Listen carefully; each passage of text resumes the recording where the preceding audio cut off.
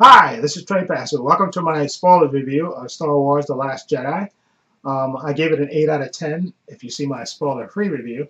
And here I want to talk about more things specifically, so you get to know what I liked and what I didn't like. Okay, so let me talk about the things I did like. Okay, basically the story is Rey going to see Luke to try to get him. She's been sent there by Princess Leia to to have him try to convince him to come back and help with the rebellion.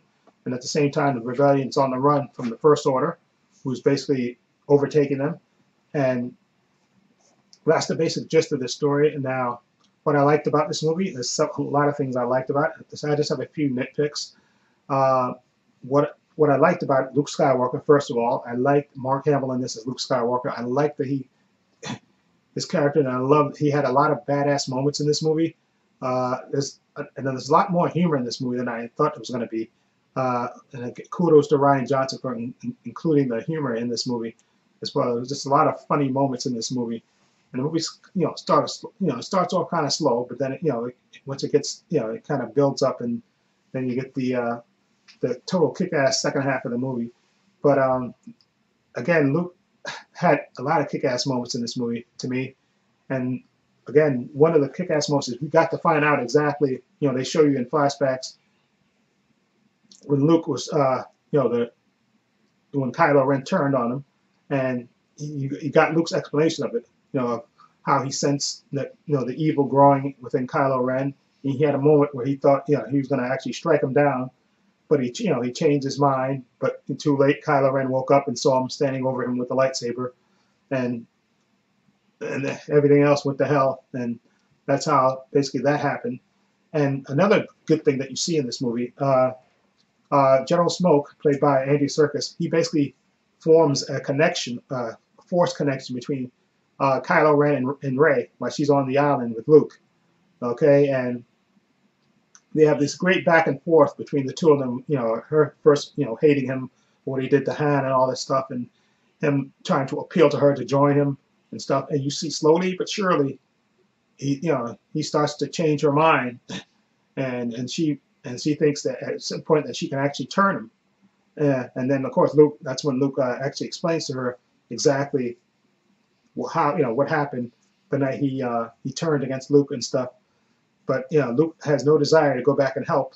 He wants to stay where he is, and Rey just leaves him, and she decides to go back and help the rebels. At the same time, of course, while this is going on, Finn wakes up. Okay, and the first thought, of course, is Rey. But Poe Dameron, who I really like, Oscar Isaac, his character is in this movie a lot more than he was in the last movie.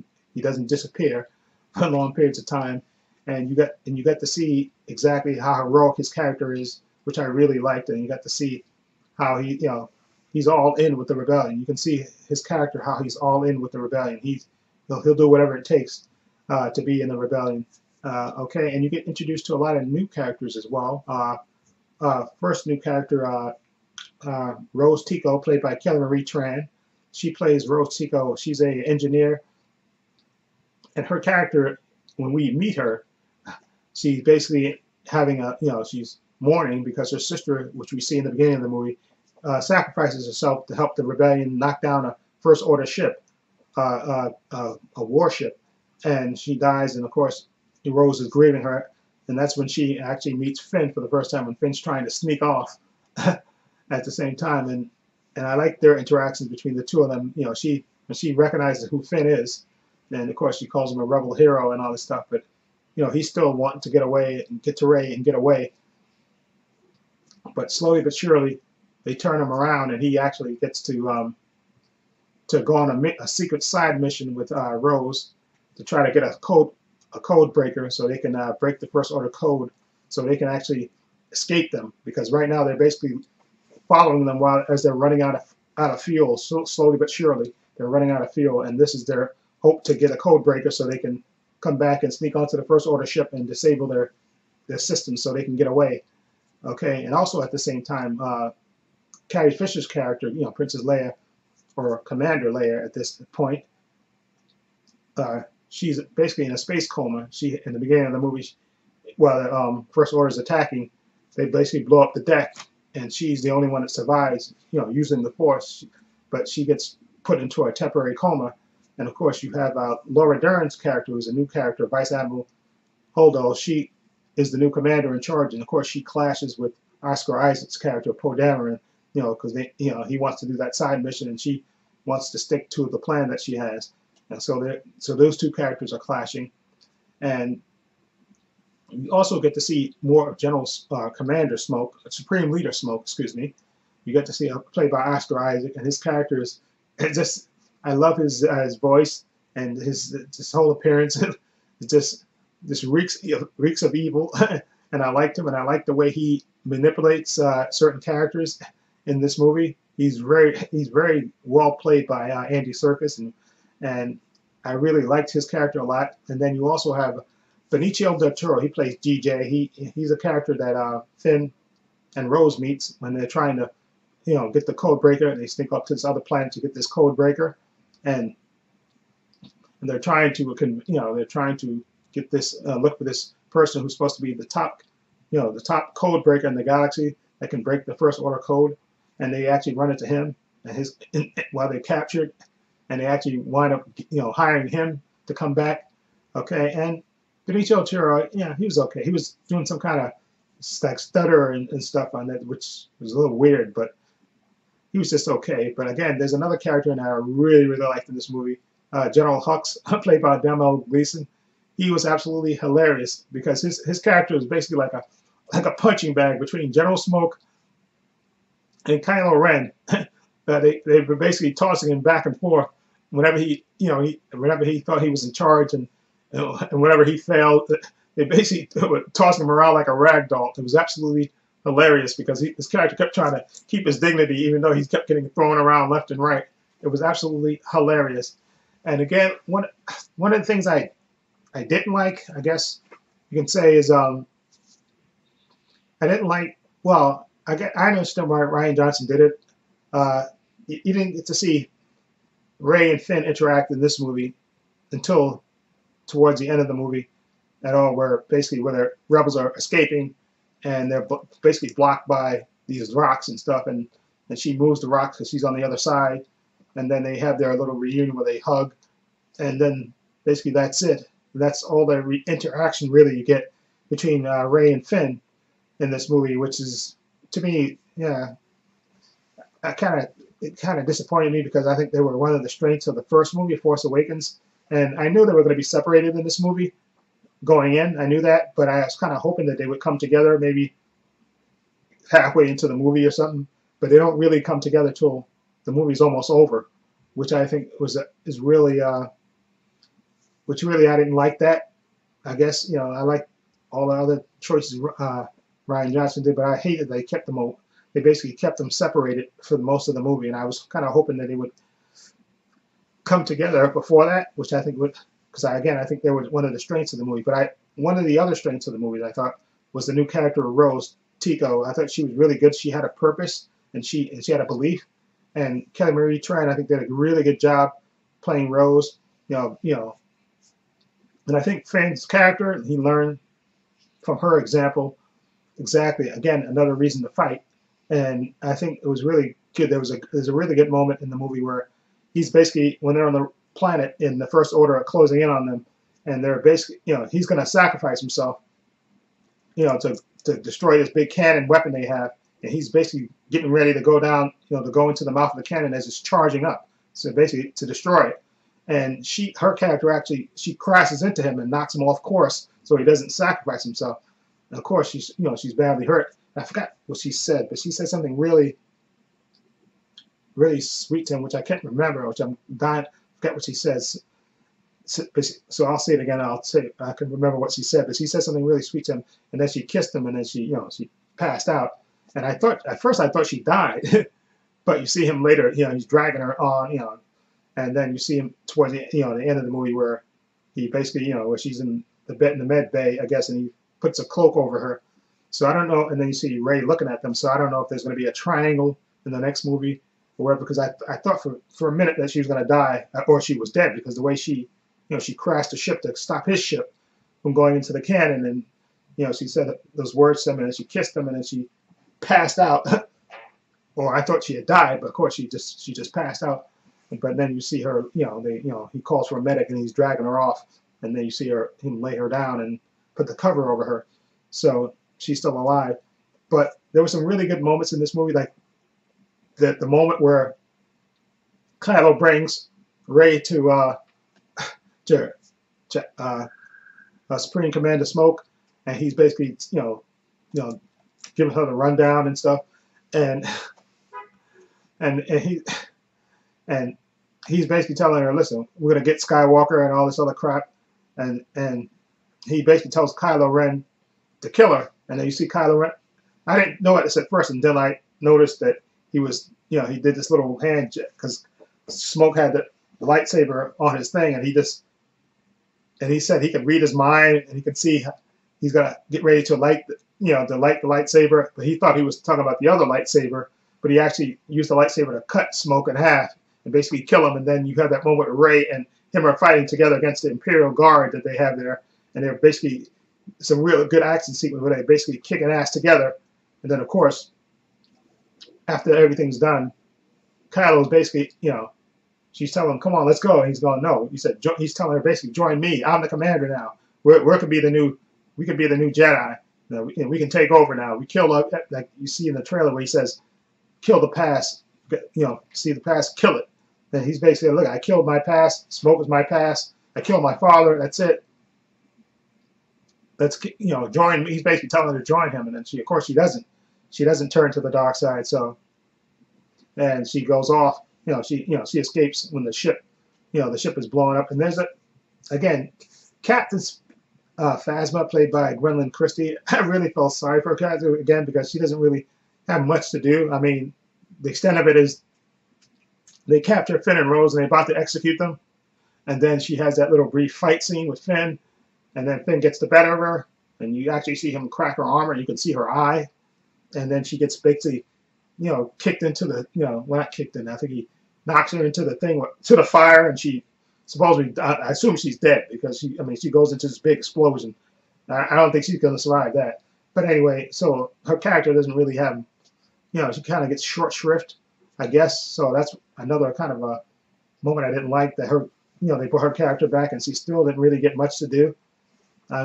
Which I feel bad for Gwendolyn Christie because she's so great on Game of Thrones, and I just think they should have gave her character more to do in this movie. But again, what I liked, we got to see more Poe Dameron.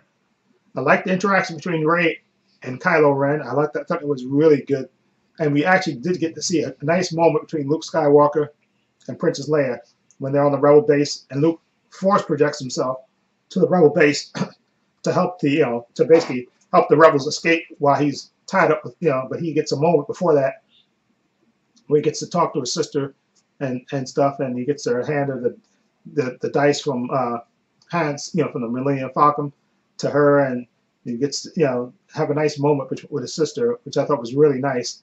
And then of course he confronts, Kylo Ren when he's in charge. Him and General Hux are down on the planet, and they're getting ready to destroy the rebels, and Luke shows up as a Force Ghost, which we didn't know at first, but we thought it was really Luke.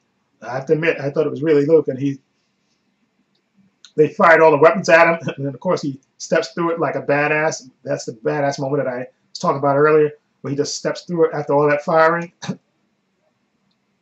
And and Kylo Ren goes down to confront him, and you see him like dodging Kylo Ren here and there, and then that's when Kylo Ren realizes that Luke is not really there. It's just a Force Ghost, and he said, "I'll see you later, kid," and give him a little wink, and that gives them enough time, the rebels, to escape, because the Millennium Falcon shows up on the other side of the planet, and when they come out of the hole, they can escape. So Kylo Ren is in charge now. He's the Supreme Commander now, Kylo Ren. So he's fully with evil, which I did like, that they didn't try to turn him good. Okay, I'm sorry, you killed a Han Solo. I don't care what else. You're evil. Okay, so I did like that. But again, what I didn't like, again, was I didn't like that they kept Finn and Rey separated from each other for most of the movie. I knew it was going to happen, but I was kind of hoping that they would interact more. I guess that's what I really want. And they only had really one scene in this movie, which I think is, to me, I understand why Ryan Johnson did it, but I really wish he wouldn't have done. I wish they would have had more interaction, I think.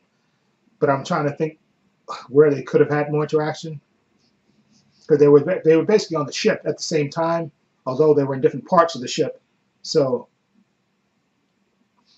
I guess you could. I mean, I guess you could have figured out maybe some kind of way, but it is what it is. But that's one of the things I didn't like. That again, I did kind of want Rey and Finn to have more interaction, except the brief reunion that they had for like one scene, which and then I didn't like the way Captain Phasma again. She got short shrift in this movie again, which I did. You go to the trouble of getting Gwendolyn Christie and dress her up in a fancy armor, and you don't really use it that well. To me, still.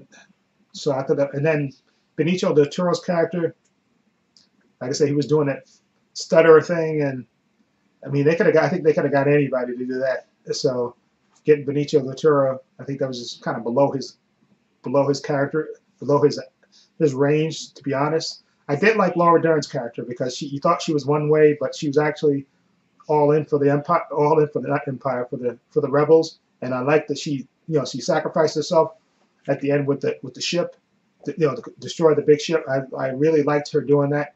And again, like I said, I liked that Poe Dameron got more to do in this movie. I did like that.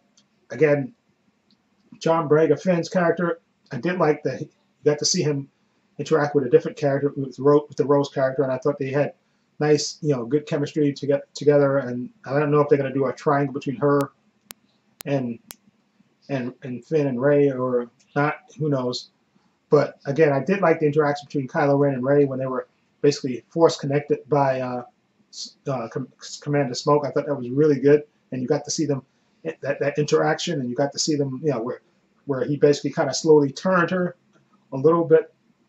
I thought that was well done as well. But overall, I did like the movie a lot. Again, that's why I'm giving it an 8 out of 10. Just my minor nitpicks about Captain Phasma and Rey and Finn being separated for most of the movie. Okay, but other than that, and of course, Princess Leia didn't die in this movie. I thought they were gonna. I thought, especially at the first beginning when when her character when she got blasted and she got thrown into space, I thought, okay, that's it. That's how they're gonna kill Carrie Fisher. But she actually survived, and that was a total badass moment. She used the Force to get back onto the ship, save herself from space and get back onto the ship. I thought that was a kick-ass moment, but she didn't die in this movie. Unfortunately, Luke died. He was using his Force, to astral project himself as a ghost on the planet to help the rebels. I mean, you see, it took so much out of him that you see him at the end. And then Leia says he feels that that he passed on, but you're going to see him in the next movie. He'll be as a Force ghost, probably helping Rey, probably taunting Kylo Ren. So you'll see Mark Hamill in the next movie, which is good. I guess maybe I don't know how they'll do it in the next movie, how they'll do it with Princess Leia. Maybe they'll have her get killed in the beginning of the movie. So just to show how ruthless Kylo Ren is. Because remember, he's in charge now. He's the supreme leader now, so he's a new supreme leader. So we'll see how it goes. But anyway, I did enjoy the movie. I gave it an 8 out of 10. So hopefully, like I said, the next movie, and I had a feeling that the next movie, the other movie was Force Awakens was Han Solo. This movie was Luke Skywalker, and the other movie, if Carrie Fisher had lived, would have been probably her movie. But so they made this again, like I said, they may kill her character off, probably in the beginning of the movie. They'll probably have her character get killed off or something. But overall, like I said, I liked the movie a lot. Definitely recommend it. Definitely a good addition. It wasn't as dark as Empire to me because I thought this movie was going to end in a cliffhanger. And there was a moment when Kylo Ren and Luke are facing off. I thought for a minute they were going to go credits, and I was going to have a pitch a bit. I was going to pitch a real bitch because I thought they were going to cut it off at that point where Luke and Kylo get ready to have their confrontation. I thought they were going to cut the movie right there. I thought it was going to go to credits. I thought for a minute, but thank God it didn't. And you got to see that Luke had that badass moment where he basically taunted Kylo Ren so the rebels can get away. He basically delayed them so they can get away. Anyway, let me know what you think of this spoiler-free review of Star Wars: The Last Jedi. What do you think of it? I apologize for my voice. My voice. I've been talking so long. My voice is starting to go a little bit, so I apologize for that. Anyway, I'll leave the link to my other channel, Paul's Views and Opinions, to my Facebook, uh, my Instagram, and my Twitter account in the description box. Please check those out as well. And let me know what you think of Star Wars: The Last Jedi. Feel free to leave comments down below. And this is Trey Pastor saying so long and take care.